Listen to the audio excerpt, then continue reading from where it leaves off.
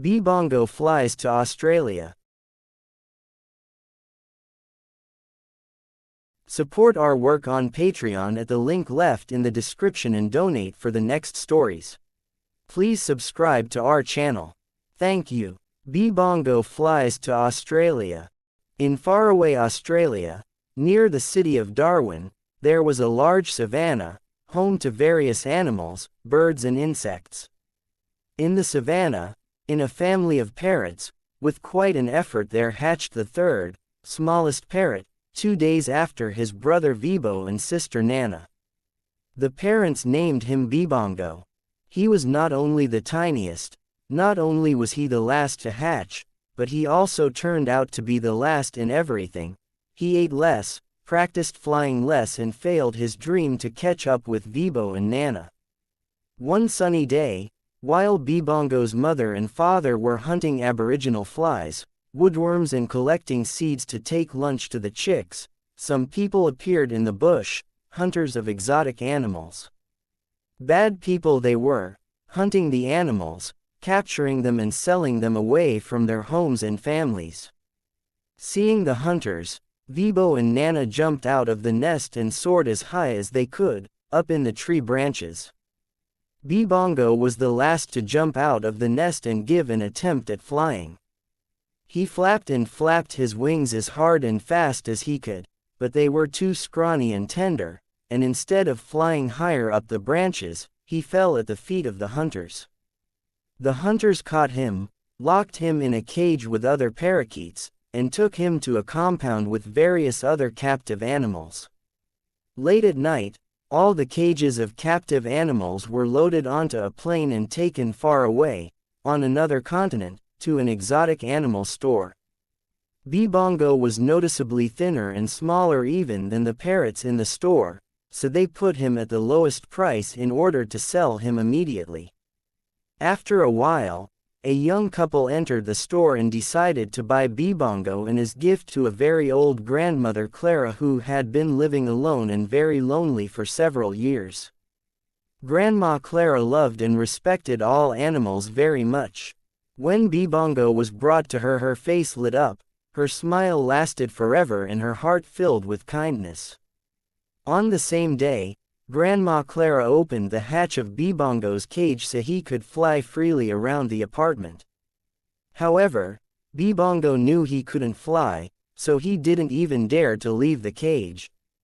Grandma Clara was patient and really tried to make B-Bongo feel loved, so every day she left a variety of food on the table where B-Bongo's cage was set, usually pieces of boiled potato and carrot, fresh tomato, cabbage leaves or cucumber slices.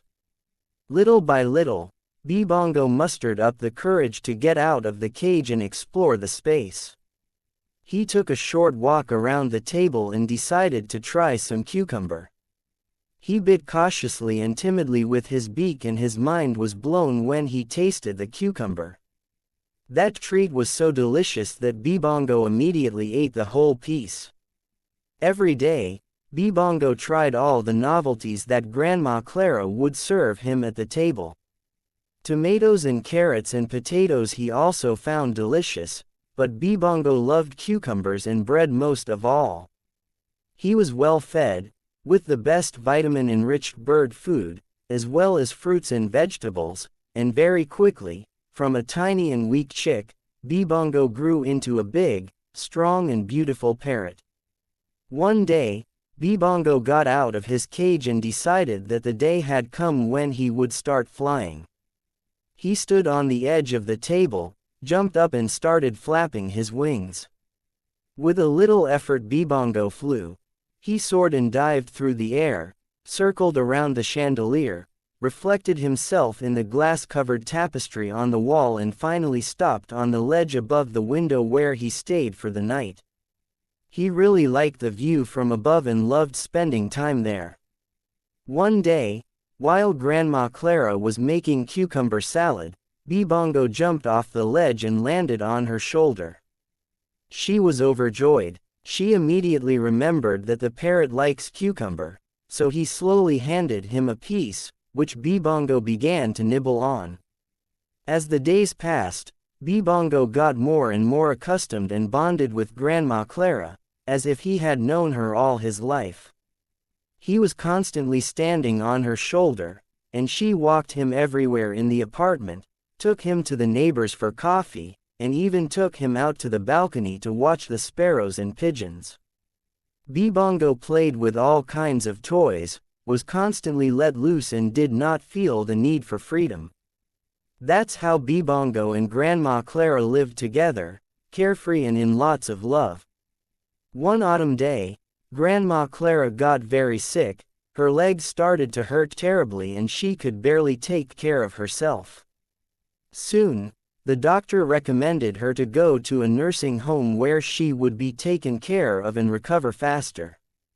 Bibongo realized what was happening and was very sad because he knew that if Grandma Clara went to the home they would have to separate and he would have to be looked after by someone else. Grandma Clara was even sadder because she knew the same thing. She knew that wherever they took Bibongo he would probably be caged all the time and he would be very sad. Bibongo decided that when the day of parting came, he would not be going to anyone's home, but home to Australia. When people came to take Grandma Clara to the nursing home, Bibongo stood on her shoulder and stroked her face with his head. They caressed like that for a long, long time, and then Bibongo stood at one of the half-open windows and looked at Grandma Clara with sad eyes. Grandma Clara, with teary eyes, quietly told him to go and waved her palm. Bibongo chirped, climbed out of the window and soared high up to the clouds of the endless sky. He was flying and searching where the planes were taking off from. He was looking for the airport where he was brought from Australia. After half an hour of flying, he saw the airport, slowly began to descend and look for a place to land. He managed to find an open window and landed on a metal beam under the very roof of the airport. He started looking at the planes to see which plane had an Australian flag and was flying to Australia. While Bibongo focusing on this task, he found himself surrounded by a group of pigeons. Ferdinand, the bold leader of the flock, stood before him and asked, "What are you doing here, unfortunate chick? This is our territory, there is not enough food even for us." Bibongo politely introduced himself and said that he did not come after food, but was looking for a plane to Australia to go home on the first available flight. Ferdinand asked to be followed and showed him the plane that was supposed to fly to distant Australia that same night. But there was one problem. It was a passenger plane, so it was almost impossible to get into it. Even if he manages to get in, people could capture him on spot. But Bibongo was determined and the pigeons had no choice but to help him get on the plane unnoticed. At 2 o'clock in the morning, as the plane moved to merge with the passenger tunnel with the door open, Bibongo, accompanied by pigeons, descended and entered the plane. He landed low on the carpet and quickly hid between two food lockers. "Who are you?" came a voice from the darkness. "I'm Bibongo." "And who are you?" asked Bibongo. "I'm Butch," answered the voice, and a tiny mouse appeared in the faint beam of light. "Do you live here?" asked Bibongo. "Yes," answered Butch the mouse. "And why are you here?" she asked. Bibongo explained he was going home and needed to stay hidden until the plane landed. Butch offered to be a good host and led him under a seat on the plane where TV was being watched. They sat down and Butch brought snacks and seeds and waited for the cartoons to start. After 20 hours of flight, the plane started to descend. In no time, the plane landed and the passengers began to leave. Bibongo waited for the plane to empty and when it was finally safe, said goodbye to Butch, got out from under the seat and flew to his home. He soared in the clouds and flew for another 3 hours until he found the place where he lived as a child. When he found it, he went down and went to the tree where the nest was. When his parents and siblings saw him, They were amazed and overjoyed that their littlest lost chick had finally returned home. They hugged and kissed him to no end, then celebrated with a dinner of aboriginal flies and a dessert of mango and wild almonds. Bibongo and Friends saves the savannah. Support us and subscribe to our channel. A few months passed since Bibongo returned to Australia. He lived happily, beautifully, and most importantly, freely. He was surrounded by his dearest and most beloved ones, and every day he would fly, walk, and have fun with the other little parrots from the savannah. Almost every day, after breakfast, Bibongo would meet up with his parrot friends, and they would go from the savannah to a little lake named Hop Hop. There was endless fun by the lake. All sorts of other animals from the savannah came to enjoy themselves, cool off, and spend the hot summer days by the lake, with its clear and cold water. There were little kangaroos, porcupines, various birds, insects, and the best fun was in the mud with the wild boars.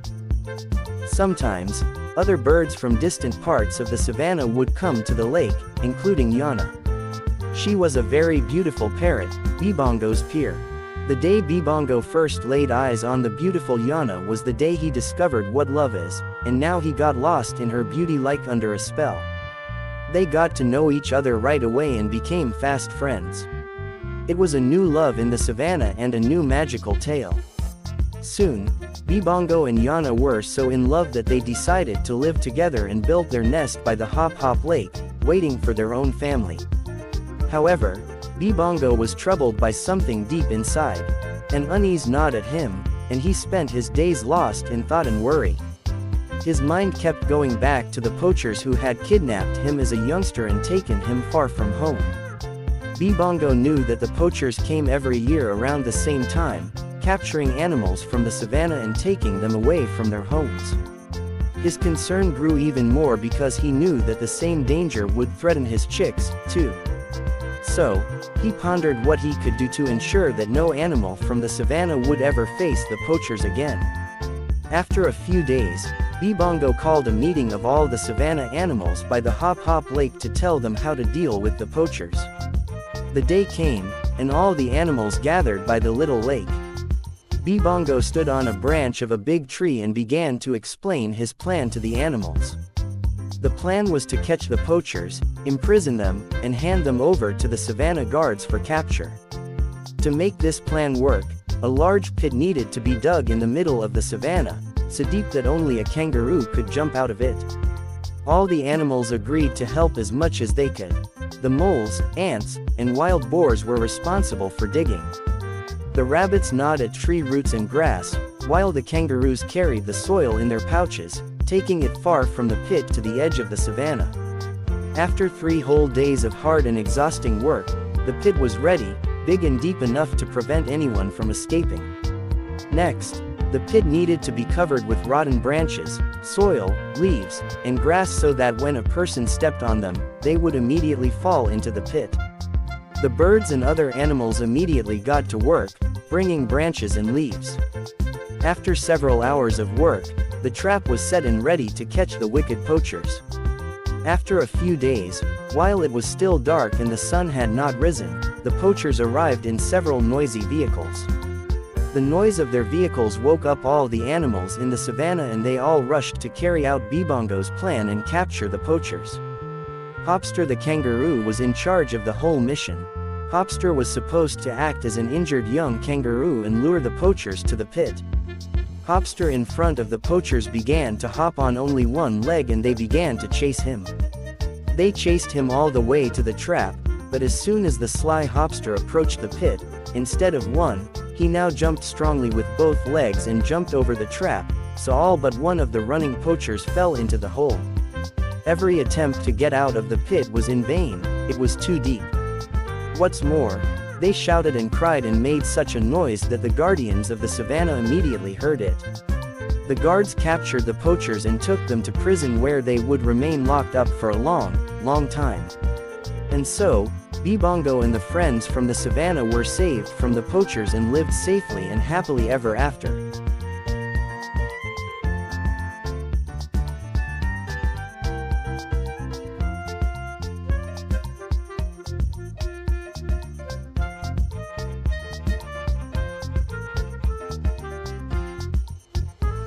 Rocky, the lazy ant. Support our work on Patreon at the link left in the description and donate for the next stories. Please subscribe to our channel. Thank you. Rocky, the lazy ant. In the city of Shine, on 55th Street, in the apartment of Grandpa John and Grandma Mary, there lived a little ant named Rocky. Little Rocky moved in with Grandma Mary and Grandpa John 5 years ago when he left the anthill and went to live alone. The reason for leaving was that Rocky was a very lazy ant.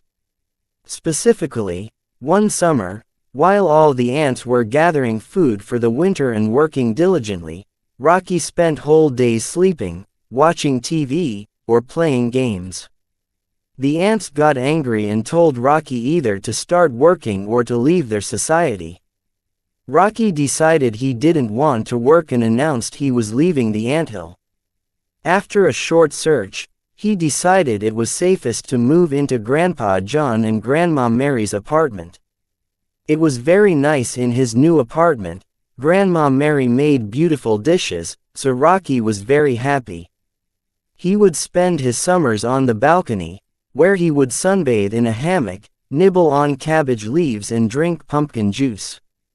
When it got dark, Rocky would go home to the bread box, drink a glass of warm milk, brush his teeth and go to sleep.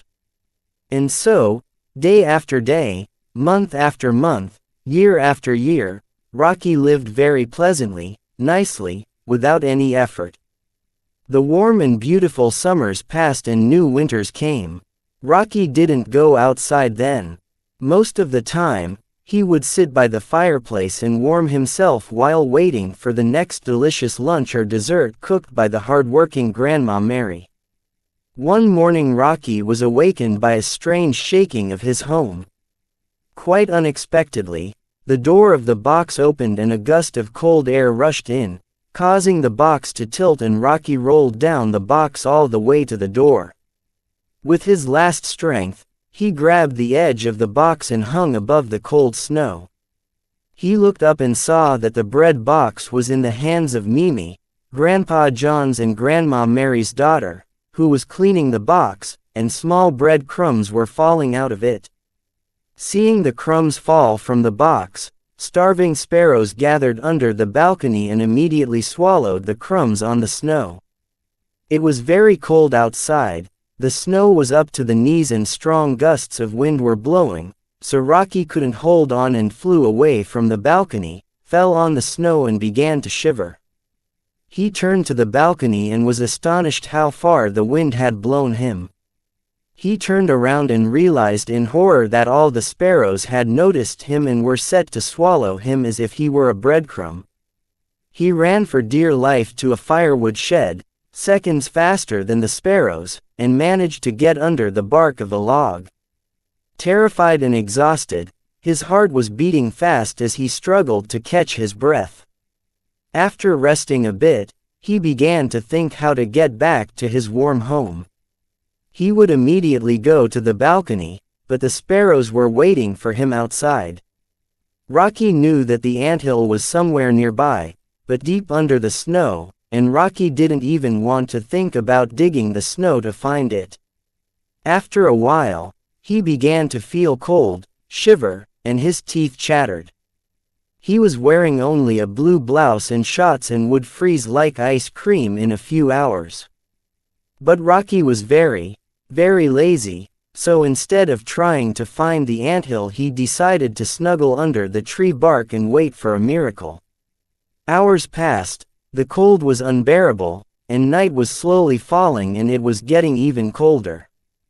Rocky was sitting in the bark of the tree, shivering with cold and very close to freezing. His hunger played his stomach like a broken violin.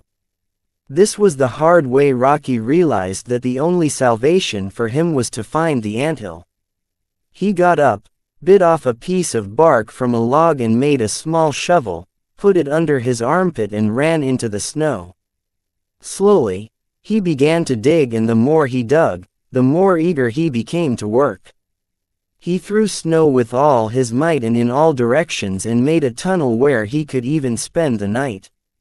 After 2 hours of digging, Rocky found a clue that led to the entrance of the anthill, tiny pieces of grain. Overjoyed, he opened the hatch of the anthill and ran inside. The guard ants immediately intercepted him and surrounded him. In the blink of an eye, the leader of the anthill, his own brother Bobby, arrived. Worried, but with much love and joy, he asked him what he was doing back in the anthill, and Rocky told him about all his adventures, asked for some food and lodging until the end of the winter. He promised that if they would take him back and feed him, he would work with them all summers until the end of his life. The ants took pity and took him in, fed him and welcomed him back into their society. The following summer Rocky began to fulfill his promise and worked very diligently. He carried more food than 3 other ants put together. So valuable was he that all the ants were amazed. But Rocky learned one thing: that no matter how good a life you live and no matter how much leisure you can afford, hard work is what makes ants what they are.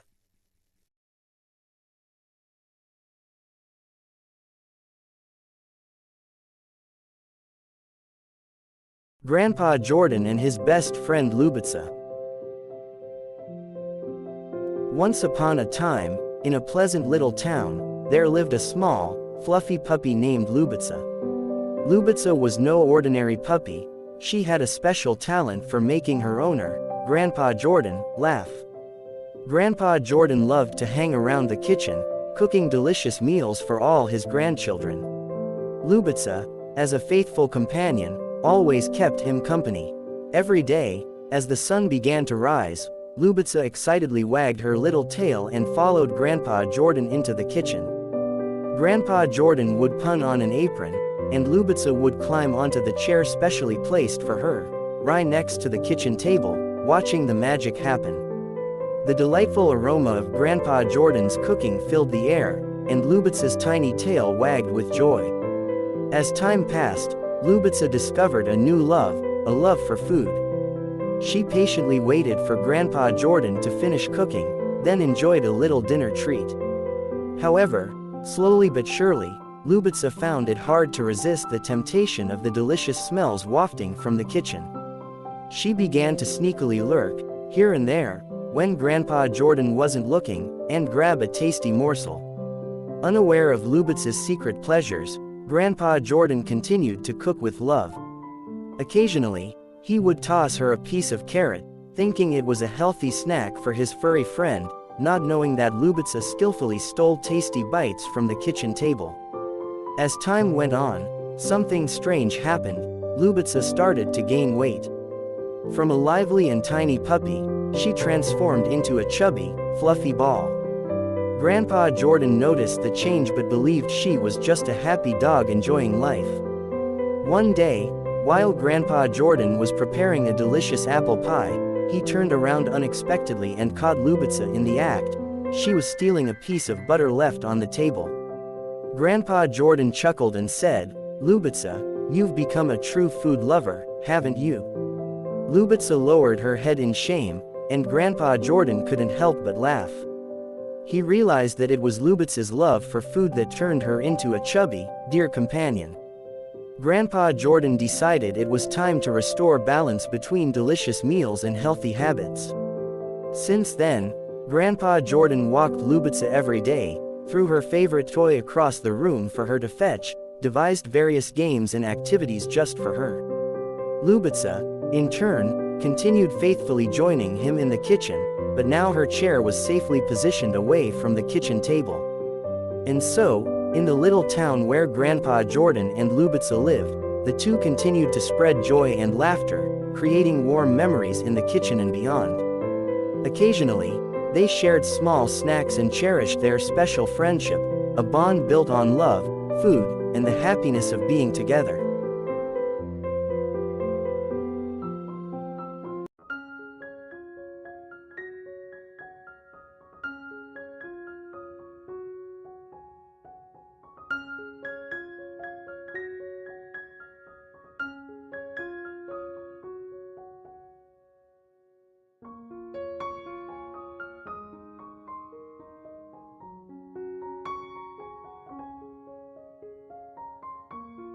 Once upon a time, in a faraway age, there existed a kingdom known as Agna.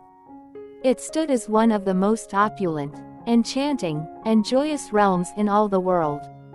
The kingdom was composed of several bustling cities and 20 charming villages. Yet, beneath the surface of the kingdom of Agna lay a grand secret, one known only to the king, a handful of trusted advisors, and the villagers of a hamlet named Lear. Lear village was much like its neighboring villages, but within its vicinity resided the source of the entire kingdom's immense wealth. It was a forest, seemingly ordinary and indistinguishable at first glance from any other woodland. But, oh, it was extraordinary. The forest beside Lear was a singular wonder, a forest imbued with enchantment. Within its depths lay bountiful treasures of food, fruits, mushrooms, varied berries, herbs, and a garden flourishing with every kind of plant. To unlock its magic, only those with pure hearts could tread its paths. When a soul of purity plucked something from this woodland, the very next morning, upon the same plant, in the same spot, threefold more fruits would appear than what was gathered the day before. The enchantment of the forest near Lear was ancient, spanning eons beyond memory, initiating with each early spring and waning only at the first fall of snow. Though the magical forest was small, no larger than 2 villages, it provided sustenance for all the souls in the kingdom of Agna, affording each a free and sweet feast. Yet, on one autumnal day, as fruits were being plucked from the trees, strange and sinister occurrences began to unravel within the magical forest. Those with the purest hearts who ventured through the wood to collect its bounty would return home, only to fall into an eternal slumber from which they'd never awaken. It took the villagers of Lear 3 days to realize that a profound change had befallen the forest. An evil, a malevolent force, had tainted its heart. Those with pure hearts were no longer welcome, and as a result, none dared tread the forest's paths. By the 5th day, the villagers convened at the heart of the hamlet, their decision unanimous to seek aid from their king. It was agreed, at all costs, that none would enter the forest until the king made his ruling. The villagers chose Nicola, the village teacher and dear confidant of the benevolent King Ian, to journey to the palace, bearing the grievous news and seeking guidance and remedy. Nicola readied his steed and embarked toward the palace, his arrival coinciding with the gentle descent of dusk. As he approached the grand gates, a sentinel emerged, welcomed Nicola, and led him to the chambers of royalty. Seated upon the regal throne was King Ian, his thoughts lost in the horizon. He stood tall, 40 years etched upon his form, his beard a curtain of black, his eyes as deep and azure as the sea. "My king," the sentinel interrupted King Ian's reverie. "Yes?" the king inquired. "There's a visitor," the sentinel informed. "Let them enter," the king replied. Nicola entered, bowed before the king, and asked for a word. "Proceed, teacher Nicola," King Ian spoke, a smile playing upon his face. Nicola began to explain the dire situation that had arisen. King Ian, initially engrossed, listened carefully, but as the tale unfolded, his smile faded, replaced by a grave and troubled countenance. He summoned his advisor, Mark. As Mark learned of the dire circumstances, he recommended that a troop be dispatched into the forest for protection. King Ian contemplated for a while before letting out a deep sigh and spoke. "Yes, we shall send a contingent into the forest to ascertain the situation. I believe that is the wisest course of action, Your Highness," Advisor Mark replied. "Let Vasili go," King Ian decreed. "I understand, Your Highness," Advisor Mark responded and went to the room where the best royal soldiers congregated, seeking out General Vasili. Vasili was the right hand of the king, a man of elder years, not overly tall, with silver hair, a mustache, and green eyes. Vasili, side by side with the King Ian, had fought numerous battles for the kingdom of Agna. Despite his age, he still surpassed any young soldier in his martial prowess. Briefly, advisor Mark explained Vasily's mission on the king's behalf and ordered him to choose 2 more of the finest warriors, who would stand guard in the magical forest. At dawn's first light, Vasily and the chosen soldiers prepared for their journey. They donned the regal attire, armed themselves, mounted swift and splendid steeds, and set forth towards Lyre village. After a few hours' ride, they reached the village. Even before resting, the villagers gathered, their spirits lifted that King Ian had promptly dispatched aid. Within an hour of their arrival, Vasily and the soldiers readied themselves and embarked courageously towards the forest. They ventured, treaded, examined every nook and cranny, ensuring nothing was concealed, not beneath trees nor beneath stones. However, nowhere did they discern anything peculiar. The forest teemed with woodland creatures: squirrels, hedgehogs, foxes, a few butterflies, ants, flies, and mosquitoes. Yet, the grave and malevolent danger was absent. Birds chirped, the forest bore fruits of various kinds, but nothing was out of the ordinary. They roamed, they searched, and they reached the edge of the forest, then cautiously retraced their steps back to the village. Upon their return to the village, daylight still prevailed, allowing them time to reach the royal palace before the night entirely enveloped the kingdom of Agna. They swiftly mounted their horses and galloped towards the royal palace. As the sun was setting, General Vasily, together with his soldiers, arrived at the palace and strode into King Ian's chambers.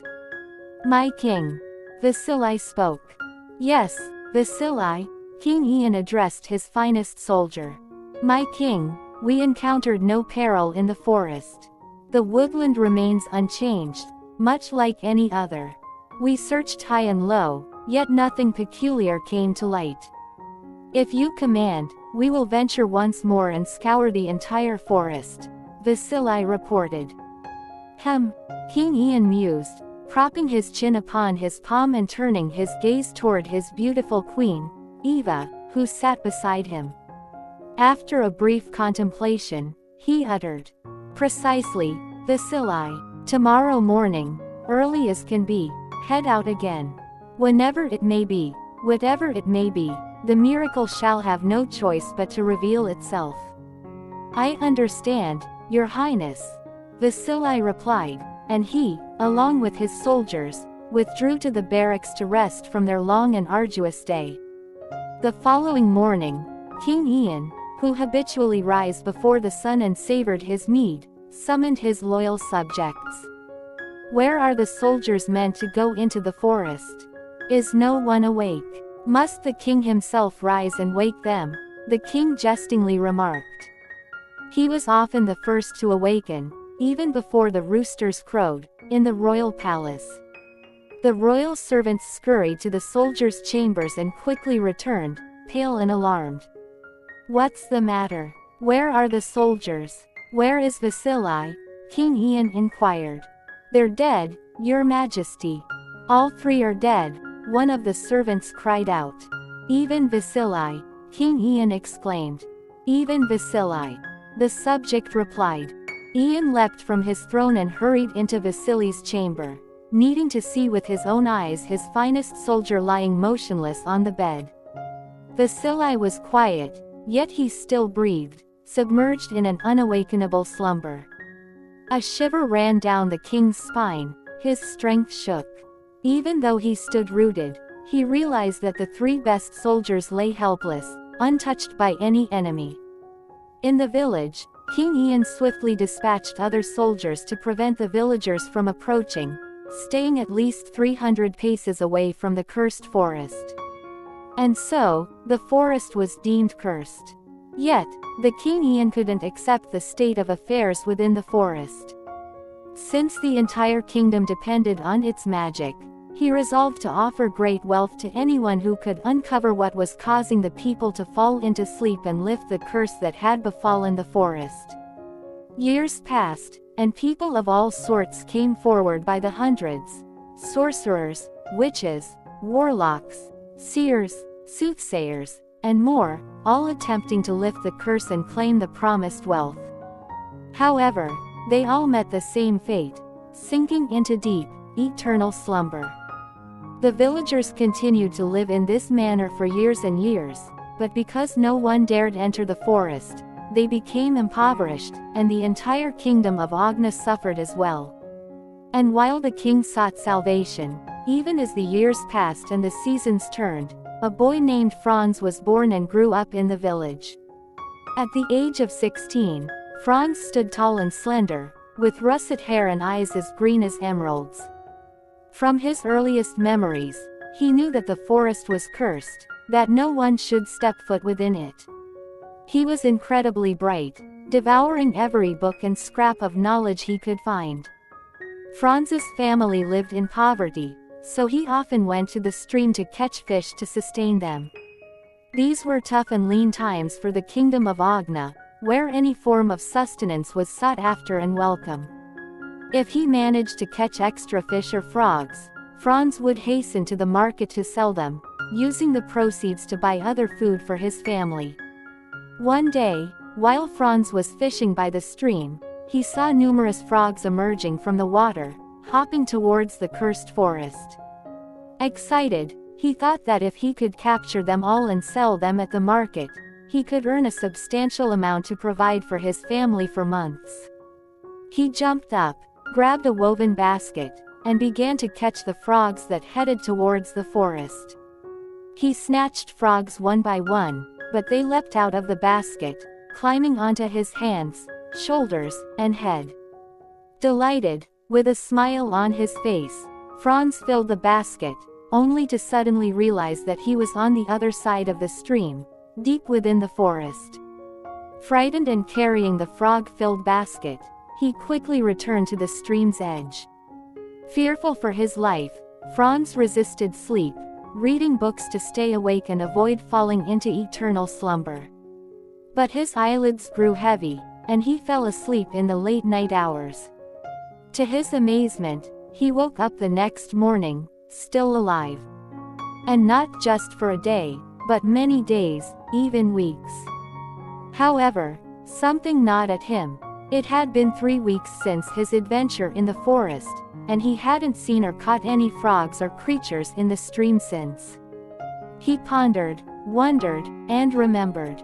At the top of his small bookshelf was the green book where he had read about an illness similar to theirs. He rushed to retrieve the book and began reading.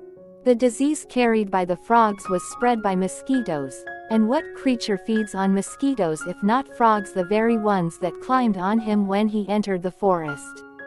The book also revealed that to eliminate mosquitoes, animals, frogs, or bats were to be brought to their breeding grounds, so as to catch every last mosquito.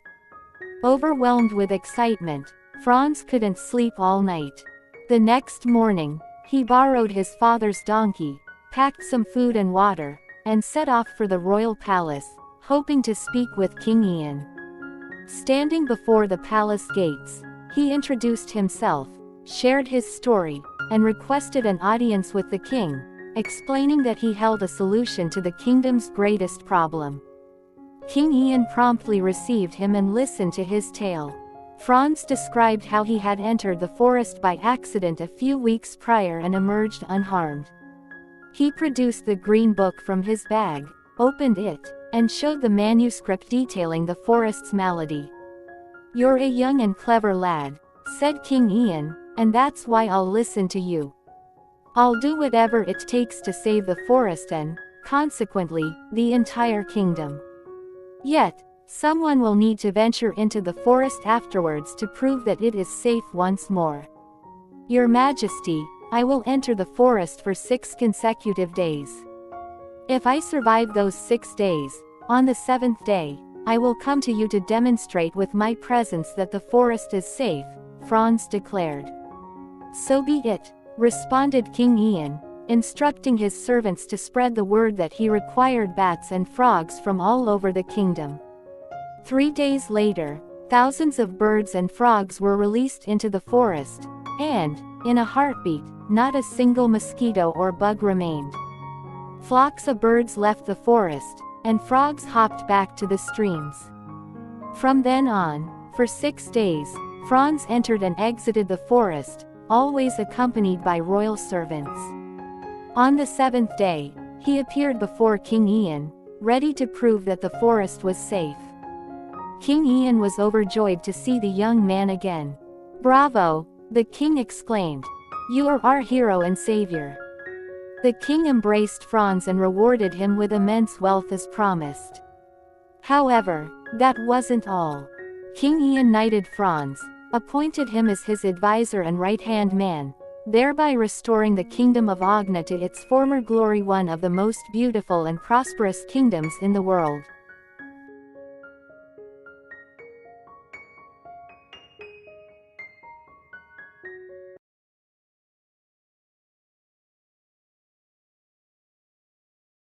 Santa Claus and the Lost Ember.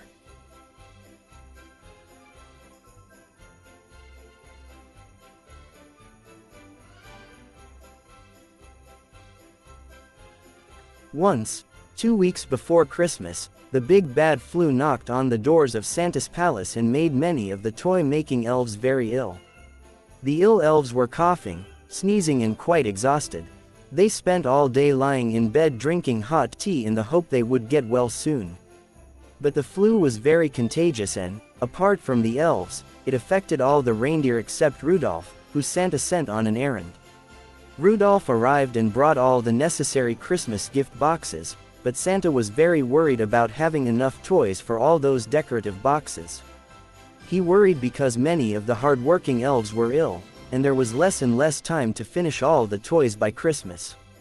All the healthy elves worked constantly, painstakingly, day and night, to get the toys ready, but it was not enough. Daniel and Marco were the elves in charge of repairing Santa's sleigh, and every year they made it better and faster. But this year, because the reindeer were ill, Marco and Daniel had to find a way to make the sledge fly at the same magical speed as it would if all the reindeer were pulling it. There was only one solution: a little magic had to be used, an ancient gift that Santa had received from his great-great-grandpa Claus. It was 3 magical embers. Great-great-grandpa had received the magic embers as a gift from a wizard as a gesture of gratitude for all the gifts he had received as a child. The magic embers drew their strength from each other, and as long as they were next to each other, they burned stronger and stronger, creating magical power. There was one danger though: if one of the embers was separated from the others for more than a day, all the embers would lose their magic, go out and transform into ordinary pebbles. After taking the embers, Marco and Daniel immediately got to work. First, they made an engine that would work with the help of the magical power of the embers, and then they secured a spot in the sledge where the embers would burn safely and power the sledge with a magical drive so that the sledge could fly at full speed across the whole world on that most beautiful night. But there was no end to Santa's troubles. With so many elves ill, he calculated that he wouldn't be able to finish all the toys by Christmas night and decided to ask Marco and Daniel for help. He called them to his room, sat down in his comfortable chair, sighed briefly and drew 2 candy canes from his pocket. Santa told Daniel and Marco that he needed help in the toy workshop and that whoever drew the shorter candy cane would have to come and help him finish the toys. Upon hearing that, the wise elves hid their hands behind their backs and didn't want to pick the candy canes. Santa, however, kindly smiled at this and explained that without the finished toys neither he nor the sleigh would fly, which meant that many children would be left with broken hearts and unfulfilled wishes. Daniel did not remain indifferent. He reached for the candy canes in Santa's hand and picked the one held in Santa's right hand. The candy cane was whole, which meant that Marco would have to go and help Santa. Marco got a little angry and didn't want to leave the work around the sledge, but still decided to help as much as he could. Marco worked side by side with Santa at a great speed, made toys as if he had been making them his entire life, and realized that it was not so bad being the helper of the most beloved Santa. The day before Christmas all the toys were ready. Santa Claus energetically and excitedly filled the sleigh with beautifully wrapped presents as if it were his first Christmas. After filling it, He jumped into the sledge and set off with Rudolph. But, while working on the toys, Marco forgot that one of the magic embers was not properly attached to the sledge and there was a chance that the ember would fall out. On takeoff, that's exactly what happened. An ember fell off the sledge and onto the floor of the workshop. Santa Claus did not feel anything went wrong and took off completely carefree, while Rudolph ran across the sky and the sleigh flew perfectly. But Marco, going to the workshop, saw the lost ember and got very scared for Santa, the sleigh and the presents. He took the ember, placed it in a box and hurried to catch up with them in his little jet-powered sledge. Santa's sleigh flew for half an hour, then the two embers slowly began to go out, and the sleigh started to lose its power and speed and began to fall. It descended very slowly, and Rudolph felt he did not have enough strength to keep it in the sky. So, in no time the sledge landed in the thick snow and got stuck. Rudolph tried to pull it out, but the sledge wouldn't budge. In 10 minutes, the heating in the sleigh stopped working and Santa started to get very, very cold. He shivered from the cold but didn't know what was wrong with the sledge. He walked around it, and peered at the sledge, but did not notice where the problem was. For a moment he thought that this Christmas would be the worst in history. He imagined newspaper headlines saying that the famous grandpa did not exist and that it was all make-believe.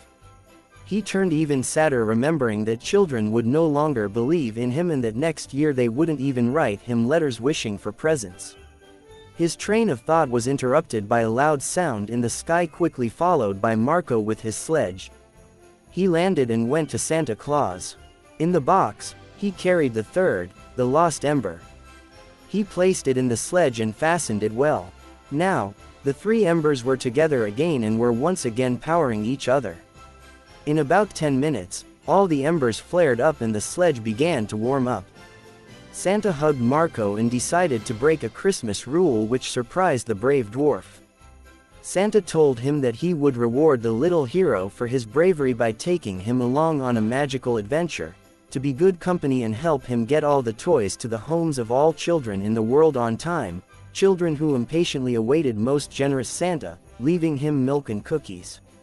The sledge charged up, and Santa Claus and Marco jumped into it and flew around the world bringing gifts to all the children on Earth.